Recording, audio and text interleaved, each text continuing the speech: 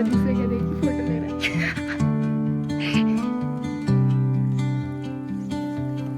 मुन्नू दूसरी बार चल रहा है। हेलो एवरीवन, कैसे आप सब हो? आप सभी ठीक हो और मैं भी ठीक हूँ। और अभी मैं पहुँच गई हूँ किन्नौर। अभी मैं अपनी दी के रेजिडेंस में हूँ। इस रेजिडेंस का मैं आपको प्रॉपर टूर करवाऊंगी, पर उससे पहले मैं फ़्रेश हो जाऊँ। मैं जस्ट अभी पहुँची हूँ, फिर मार्केट में खाना खाया, मैं रूम में आ गई और दी ऑफिस चले गए। तो मैं फ़्रेश होके मिलती हूँ आपसे उसके बाद, क्योंकि मुझे वापस मार्केट भी जाना है। मैं बहुत ज़्यादा लेट हो गई, मुझे नीचे पहुँचना है। ये मेरी वीडियो ले रही है, बाद में मैंने ब्लॉग में देखा लोगों के पास मेरी शिकायतें कर रहे हैं। ये भी डालूंगी, अब ये भी डालूंगी, पक्का डालूंगी। डिशम बंद कर। किन्नौर की मार्केट में घूम रहे हैं। मेरे पियो में वेलकम आपका। ये है मेरा रिकांगपियो बाजार, जिसमें कि एक छोटा सा बैग भी नहीं मिल रहा है मेरे को। बेइज्जती ना करा। फॉइल पेपर ले लिया है। कौन सा वाला नोट दिखाओ? जब मैं आती हूँ ना तब के लिए राशन लेने के लिए रखा होता है। क्योंकि मैंने ये उठाएगी ना, इसलिए। क्या है दिखाना, क्या है? लिस्ट है। शर्म नहीं आती डिजिटल जमाने में पर्ची लेके घूम रहे? यार ये जल्दी जल्दी में बनाई ना पर्ची। सारा भारी सामान मेरे पास दिया है और स्लो ये चल रहे हैं। और यहाँ से बाहर का व्यू कितना अच्छा दिख रहा है। थक गए? हाय, ये मुझे बहुत दौड़ाती है यार। यहाँ पे रात होते ही कौवे जाग जाते हैं। रात को पता नहीं इनको क्या होता है। नहीं कर दे जाते हैं आधे, मतलब 7:30 बजे तक बाहर बजेंगे क्या? तो ये है एंट्रेंस। वैसे तो मेन ये था, लेकिन दी यहीं से एंटर होते हैं। बाकी मैं अंदर से पूरा टूर करवाऊंगी। अभी नहीं। मैंने वैसे सुबह कमरा साफ किया था, इसने गंद डाली होगी तो पता नहीं भाई। थोड़ी सी डाली है, पर मैंने हाँ साफ किया था। क्वेश्चन ये है कि क्या वो हमेशा ऐसा होता है? यस। आपका कबर्ड इतना साफ? यस। मैं नहीं मानती। नहीं सच में इतना साफ होता है, क्योंकि मेरे को पहनना तो यूनिफॉर्म ही होता है ना हमेशा। हाँ वो बात है, जब एक ही कपड़ा निकालना है जब निकालने ये तेरे बैग। एंटर होते ही दी का रूम आता है और यहाँ पे है वॉशरूम। फिर यहाँ पे देखो, किसी की कबर्ड इतनी साफ सुथरी हो ही नहीं सकती। मैं मान ही नहीं सकती उस चीज को। मेरी एक ये काढ़ा ही पहनना है पूरे हफ्ते, फिर तो कैसे ही खराब होगी। एक्चुअली अब छोड़ो, अंदर जाते हैं। किचन जा, मैं जब तक पहले मैंने रखी है ना। ये है एक कॉमन एरिया जहाँ पे कुछ भी नहीं रखा है, क्योंकि एक इंसान क्या क्या करेगा। ये है किचन और यहाँ पे भी रूम है, पर ये बंद ही होता है। ये वॉशरूम है और फिर यहाँ पे आता है गेस्ट रूम। ये अकेले ही होते हैं यहाँ पर, इसलिए इस रूम में एंटर ही नहीं होते, इसलिए ये इतना साफ सुथरा है। ये ऑलवेज साफ सुथरा होता है, ऐसा भी बोलते हैं भाई। इसलिए होता है ना कि आप आते ही नहीं यहाँ पे। तो ये था इनकी रेजिडेंस का टूर। आप आई गए हैं तो आपसे रखवा देंगे हम इनको बाद में। मुझे सुनाई नहीं दे रहा, ठीक है, bye bye. Good morning everyone. मैं अभी सो के उठ रही हूँ और मेरी बहन हो चुकी है तैयार भी, ब्रेकफास्ट भी कर लिया, नहा भी गई। और मैं भी उठ रही हूँ और उठते ही लग गई हूँ मैं यहाँ वॉइस ओवर करने। क्या मतलब, लात मार के तो उठी नहीं मैं। वैसे तो मैं जब अलार्म बजा था तब भी उठ गई थी, और जब आपकी कूड़े वाली आई तब भी उठ गई थी, मैं फिर सो गई। Good morning everyone.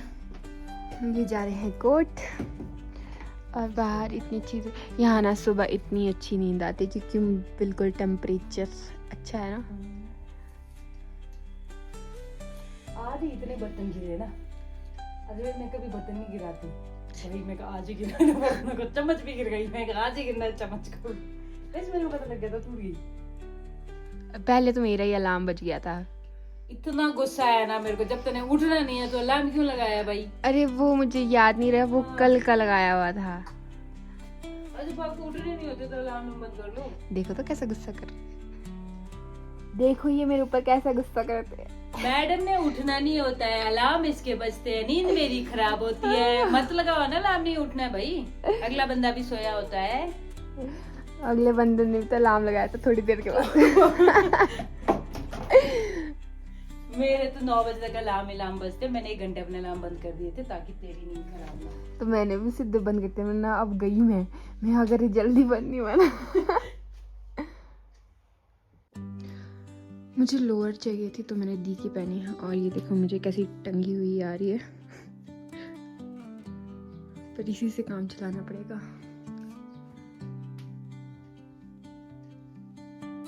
मुझे निकलना है जल्दी से जल्दी बस स्टैंड की तरफ। बस स्टैंड की तरफ नहीं, मतलब मैं चौक पे निकलूँगी, फिर वहाँ से बस लूँगी, फिर मैं जाऊँगी यूला गाँव। तो फटाफट तैयार होती, मेरे पास टाइम बहुत कम है। मैं तैयार होकर रिकांगपियो चौक पर आ गई और बस का वेट करने लगी। थोड़ी ही देर में बस भी आ गई और मेरा सफ़र शुरू हो गया। इस बस में मुझे चोलिंग तक जाना था और वहाँ से मुझे गाड़ी में यूला गाँव तक जाना था। हम पहुँच गए हैं चोलिंग और हमारा स्वागत किया है इन्होंने। यहाँ से अब ऊपर को जाना है। अभी हम वेट कर रहे हैं गाड़ी का, जो नीचे से आ रही है रामपुर की तरफ से। फिर चलते हैं यूला की तरफ। ये देखो यहाँ पे प्यारे प्यारे पप्पी।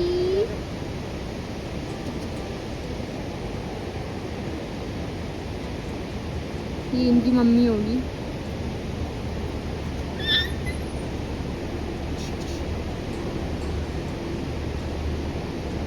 ये हम यूला गांव में पहुंच गए। अब यहाँ से हमें चल के जाना है जहाँ पे होम स्टे है। पहले मुझे लगा कि हम यूला गांव में स्टे करने वाले हैं, पर फिर मुझे पता चला कि हमें यहाँ से ऊपर 5 किलोमीटर चल के जाना है और वहाँ पर एक होम स्टे है जहाँ पे हम आज रहने वाले हैं। पहले पता नहीं था कि इतना ऊपर बैग के साथ चलना पड़ेगा, तो मैं इतना भारी बैग बिल्कुल भी नहीं लाती। शुरुआत में चलना मुश्किल हो रहा था, बहुत ज़्यादा थकान हो रही थी, पर जैसे जैसे हम चलते रहे और सुंदर नज़ारे दिखते रहे, हिम्मत भी बढ़ती रही। थोड़ी चढ़ाई चढ़ने के बाद यूला गांव ऊपर से काफ़ी सुंदर दिख रहा था।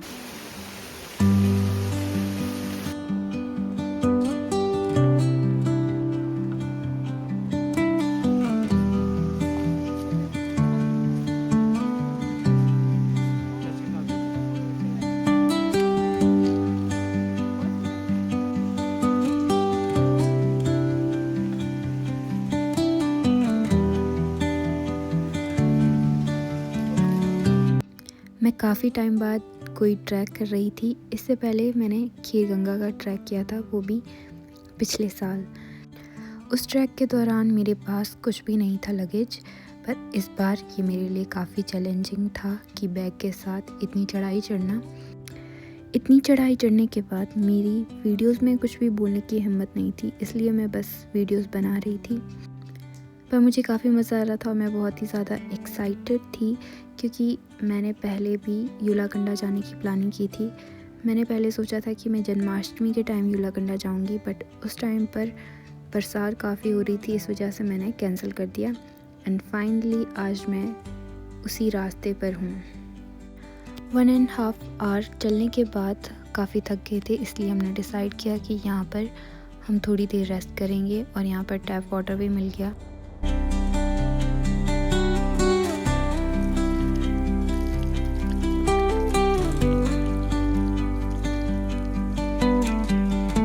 यहाँ पर 5 मिनट रेस्ट करने के बाद हम आगे बढ़े, और थोड़ी ही देर के बाद हमें एक ढाबा दिखाई दिया जहाँ पे हमने ब्रेक लिया। ये पहुँच गए हम एक पॉइंट पर। यहाँ पे हम सोच रहे कि कुछ खा ले ताकि एनर्जी आए। वैसे हम थोड़े ही ऊपर आए हैं।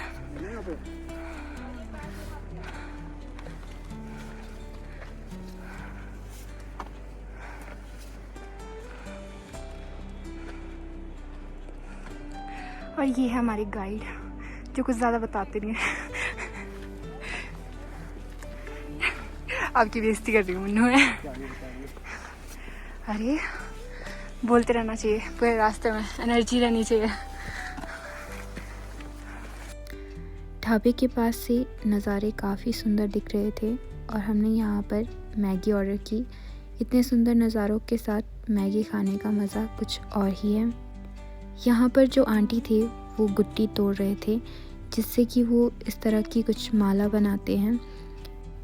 इन मालाओं को लोग शादी में एक दूसरे को डालते हैं या फिर कुछ लोग इनको बेचते हैं।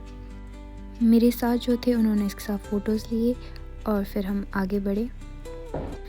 थोड़ी देर ब्रेक लेने के बाद और मैगी खाने के बाद मुझ में काफ़ी एनर्जी आ गई थी, इसलिए मैं आगे आगे भी चल रही थी। अब मुझे बिल्कुल भी थकान महसूस नहीं हो रही थी, ना ही मेरे पैरों में दर्द हो रही थी। ट्रैकिंग की सबसे अच्छी बात मुझे ये लगती है कि हर एक पॉइंट पर नेचर का नया और खूबसूरत रूप देखने को मिलता है। जब हम उन रास्तों पर चलते हैं जहाँ पर सिर्फ हवा, पेड़ और खामोशी हो, तब समझ आता है कि पीस क्या होता है।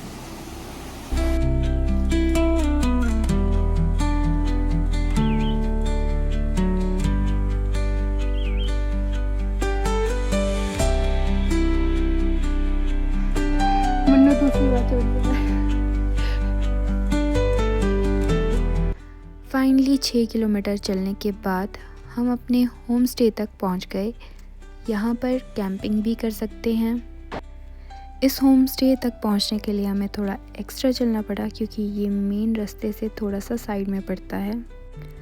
बट 6 किलोमीटर ऊपर बस ये इकलौता होम स्टे है, बाकी यहाँ पर हर जगह कैंपिंग ही होती है। बट ये रहने के लिए काफ़ी कोजी प्लेस है और यहाँ से बाहर का व्यू वो तो और भी ज़्यादा सुंदर दिखता है। और जब से मैंने घूमना शुरू किया है तब से मैं इतनी ज़्यादा चाय पी रही हूँ, और इतने सुंदर नज़ारे जब दिख रहे हो तो गर्मा गर्म चाय का मज़ा भी अलग ही आता है। आगे का ट्रैक कल शुरू किया जाएगा, तो मेरा आगे का सफ़र देखने के लिए पार्ट 2 भी ज़रूर देखें और वीडियो को लाइक शेयर ज़रूर करें।